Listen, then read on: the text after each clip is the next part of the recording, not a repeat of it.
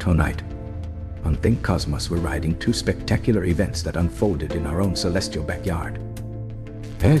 First, a once-in-3 decades chance to peer through the hazy blue veil of Uranus during a rare stellar occultation. Then, a powerful X-class solar flare that burst from our star this morning and rattled space weather trackers worldwide. Settle in. Over the next 15 minutes, we'll unpack how each event reshapes what we know and what we fear about our solar system. Imagine standing in the desert at dawn. A distant star flickers, then vanishes behind the faint disk of Uranus.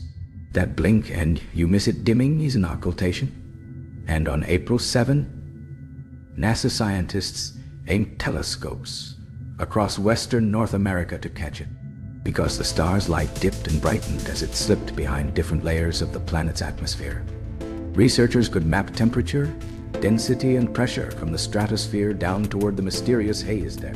Data came from a worldwide network, including NASA's infrared telescope facility in Hawaii and backyard amateurs feeding live photometry to mission control at Langley. The teamwork paid off. Resolution was 10 times sharper than the last big Uranus occultation in 2002. Early analysis hints that Uranus's upper atmosphere is warmer than Voyager 2 measured in 1986, likely due to subtle seasonal changes as the planet crawls along its 84-year orbit. Researchers also caught starlight shimmering through the planet's narrow Kuiper ring. That shimmer revealed dusty spokes, clumps that may be the fingerprints of unseen moonlets, shepherding the ring from the inside. Precise timing of when the star winked out and back and sharpened Uranus's orbital position by kilometers.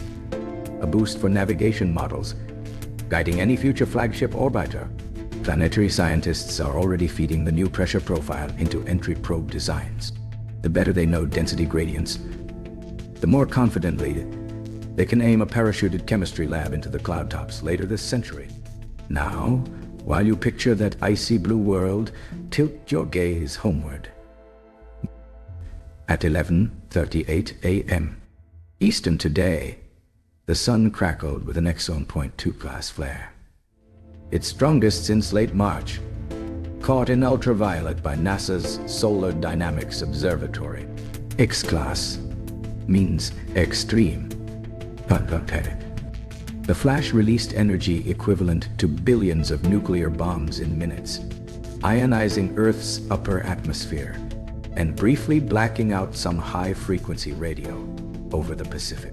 NOAA's Space Weather Prediction Center is hunting for any coronal mass ejection, riding shotgun behind the flare. If a CME is aimed our way, charged particles could slam our magnetosphere late tomorrow, lighting up auroras and jostling satellites. Solar physicists traced the blast to an active region rotating off the western limb. Good news, because a limb-facing CME usually skims past Earth instead of delivering a head-on punch. Or, still, operators of power grids and GPS constellations remain on alert. A similar X-flare last May sparked a G4 geomagnetic storm that pushed northern lights as far south as Texas and forced airlines to reroute polar flights. The flare is another sign that solar cycle 25 is ramping toward its predicted peak in late 2025.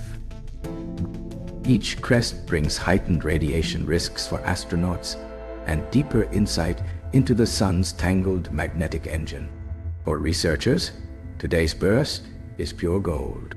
Comparing ultraviolet images, X-ray flux, and ground-based magnetograms lets them test models that try to predict when a twisted field line will finally snap. So, what ties these two very different stories together? Perspective. The occultation shows how a pinprick of starlight can decode an ice giant from 1.8 billion miles away. The flare reminds us that our own star can still surprise and threaten us at arm's length. Oh, Uranus teaches patience. Astronomers waited 3 decades for the planet's and a lone background star to align. The sun demands vigilance. Its magnetic mood can flip in less than 10 minutes. Both offer clues to the physics that shape worlds and sustain, or upend, life. Keep watching the skies, because every dimming star and every solar flash is a message about where we came from and where we're headed. I'm your host on Think Cosmos, and until next time, stay curious and keep looking up.